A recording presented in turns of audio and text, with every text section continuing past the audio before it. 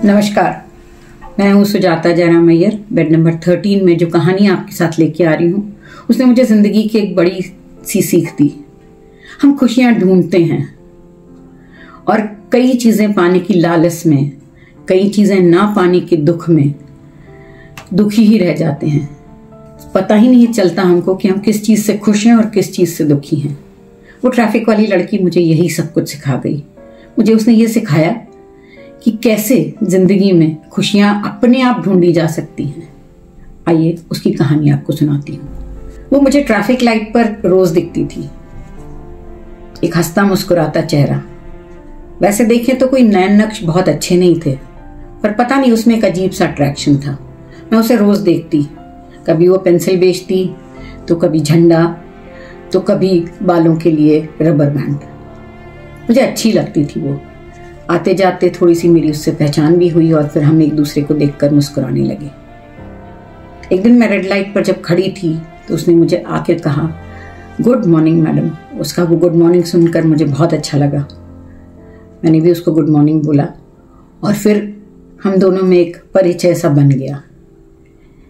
एक दिन ऐसे ही अचानक जाते जाते मुझे पता नहीं क्यों लगा कि मुझे उससे बात करनी चाहिए और मैंने गाड़ी रोक ली और उसको कोने में बुलाया। मैंने उससे पूछा कि तुम कितने साल की हो? तो उसने कहा कि मैं 16-17 साल की हूँ। तो मैंने कहा तुम रोज यही काम करती हो? तो बोली हाँ, इसी में गुजर बसर करते हैं। मैंने कहा तुम्हारे माँ बाप कहाँ हैं? तो उसने कहा माँ तो यहीं पे है, बाप का पता नहीं। और ऐसा कह के वो जोर से हंसने खिलखिलाने लगी। बोली मेरी माँ को ही नहीं पता कि मेरा बाप कौन है। मैं थोड़ी देर के लिए अचंभित थी और लग रहा था कि इतनी कलिष्ठ बात ये कितने आसानी से कह रही है, और हंस रही थी। मैंने उससे कहा तुम्हें स्कूल जाने का मन नहीं करता? मैंने कहा हाँ करता है, पर कैसे जा सकती हूँ, क्योंकि रोज तो कमाना होता है ना, और रोज खाना भी होता है।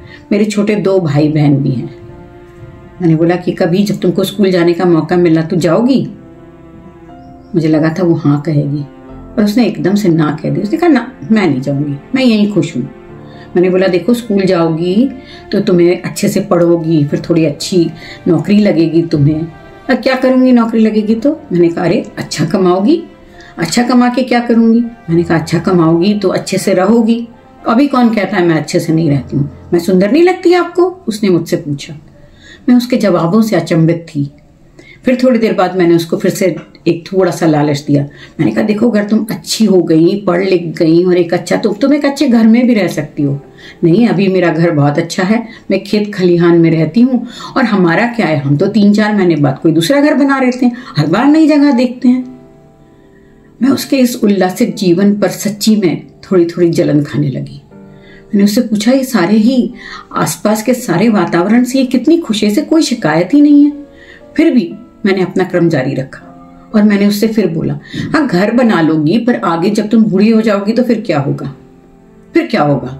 मेरे भी बच्चे हो जाएंगे। मैंने कहा तुम्हारे बच्चे हो जाएंगे, तुम्हें अपने पिता का नाम, उनके पिता का नाम मालूम होगा ना? जरूरत क्या है नाम पता करने की? उसने बड़ी आसानी से मुझे कह दिया। मैंने कहा फिर तुम जब बूढ़ी हो जाओगी तो तुम्हें कौन पालेगा? जैसे मैं अपनी माँ को पालती हूँ, मेरे बच्चे मुझे पालेंगे। बड़ी आसानी से उसने जवाब दे दिया। मैंने कहा देखो, मैं चाहती हूँ कि तुम पढ़ो लिखो, थोड़ी और उन्नति करो, थोड़े और पैसे कमाओ। उसने मेरी तरफ घूर कर देखा और बोला ये सब करके क्या होगा? मैंने कहा तुम्हें ढेरों खुशियां मिलेंगी। उसने एक अजीब से चेहरे से, एक अजीब से भावों से मेरी आंखों में आंखें डालते हुए मुझसे पूछा, आपको क्या लगता है अभी मैं खुश नहीं हूं? थोड़ी देर के लिए मैं स्तब्ध थी और मुझे लगा जो वाकई में खुश है अपनी परिस्थितियों में, उसे इस तरह का कोई भी सजेशन देना या उसे कुछ कहना मेरी ही अपनी मानसिकता को दिखा रहा था। कितनी छोटी मानसिकता थी मेरी। मुझे लग रहा था वो खुश नहीं है। दूसरे की खुशी का हम कैसे अंदाजा लगा सकते हैं? एक बहुत बड़ी सीख थी मेरी जिंदगी की वो। नमस्कार।